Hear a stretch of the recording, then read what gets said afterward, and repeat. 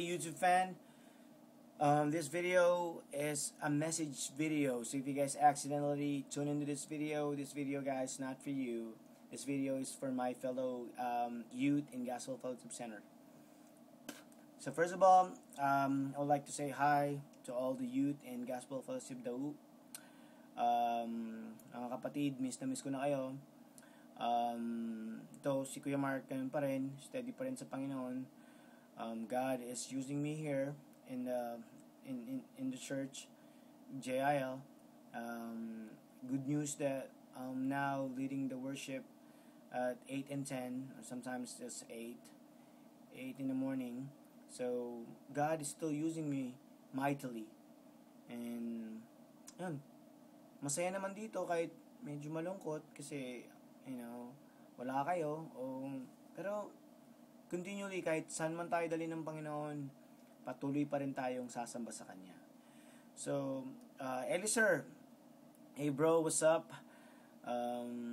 Alam ko na patuloy ka pa rin nagsiserve sa Panginoon. Alam ko na patuloy pa rin ang focus mo sa pag-lead sa ating youth. So, sa youth ni God. So, yun. Kapatid, kung may kailangan ka, basta just give me a message, leave me a message sa Facebook o sa Friendster. So, patuloy ka lang kapatid. Alam ko naman na matatag ka na. And alam ko naman na patuloy kang ginagamit ng Panginoon. Kuya Mark, alam ko na bago ako umalis na may issue ka, pero alam ko naman na tapos na yon. Alam ko na naayos na natin yon. Kung ano man yung nagiging hadlang para magpatuloy tayo sa Panginoon, pag-pray natin para matanggal, di ba? Nabalitaan ko na nagpa-practice na raw kayo ng bagong kanta. Now, that's good though. At least though we got some improvement that you're making. So, kung need mo man ng list ng bagong kanta, I can provide it for you though. I can just message you a couple of songs that you can practice. Easy though. Key of G. Kay Jason, always have an understanding for our youth. Balo ko naman, alam ko naman na patuloy kayo nandyan ni Maricar para sa ating mga youth. Patuloy mo kay Jason. And God, we're gonna bless you and Maricar. Alam ko na kayo na rin magkakatuluyan. So, Odetta, alam ko na matatag ka na ngayon. Bago man ako umalis, may issue ka, pero alam ko naman na nalampasan mo na yon. And I know that you're focused on God now. So, you focus on God now. So, Leah and RR, alam ko naman na kayo magkakatuluyan. So, always be strong. Make God the center of your relationship. So, kung may problema man kayo, makakatulong ako, just, message me on Facebook or Friendster. Okay? Patuloy lang na mag-serve tayo sa Panginoon, R and Leah. Kung ano man yung nararanasan nyo sa relationship nyo, normal lang yan. Pag-pray nyo, okay? Ian, yung donut, padalan mo ako ng donut dito na ang mahirap magandang Mr. Donut dito wala namang Mr. Donut dito. Patuloy lang na mag-serve tayo sa Panginoon, Ian, and alam ko na kung will mo talaga na kumanta, na bibigay ng Panginoon sa iyo ang talentong yan. Okay? Jomar, just focus God first. Sabi nga sa Bible, seek ye first the kingdom of God, and all these things shall be added unto you.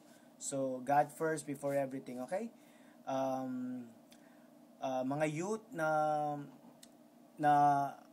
nakasama ko sa pagkanta nung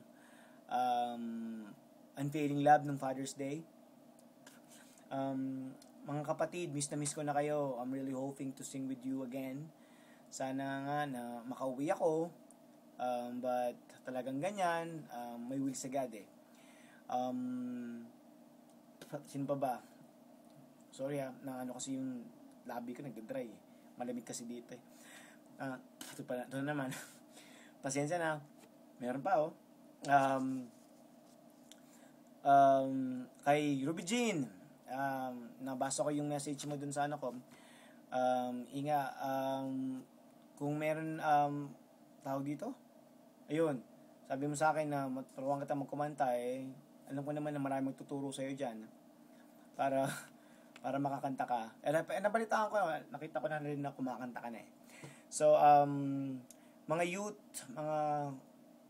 mga kapwa ko youth, mga newly youth, kung bago man kayo, mga kapatid, dumaan din ako dyan.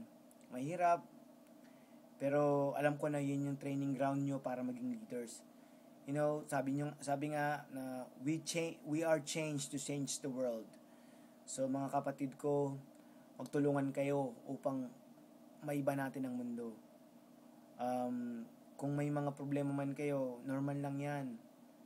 Alam ko na gusto lang talaga ni God na siya lang ang focus natin at siya lang ang tawagin natin sa time na tayo nangangailangan. So mga kapatid, mahal na mahal ko kayo. I'm really hoping to see you guys. Baka matagalan kasi I'm planning to join the military, Air Force. So pag-pray nyo ako, patuloy nyo akong pag-pray. At kung ano man ang will ni God, alam ko na gagamitin niya tayo, ako, kayong lahat. Gagamitin niya tayong lahat para sa kilalago ng kanyang kingdom. Okay? So, hanggang dito na lang. And nga pala, nanganak na nga pala si Mrs. Baby Faith Ann yung pangalan. If you wanna text her, pagtanong nyo na lang yung number niya. Okay? God bless guys. Sana sa video na to, ma-inspire kayo sa mga nasabi ko. Okay? God bless and always focus yourself unto God. Okay?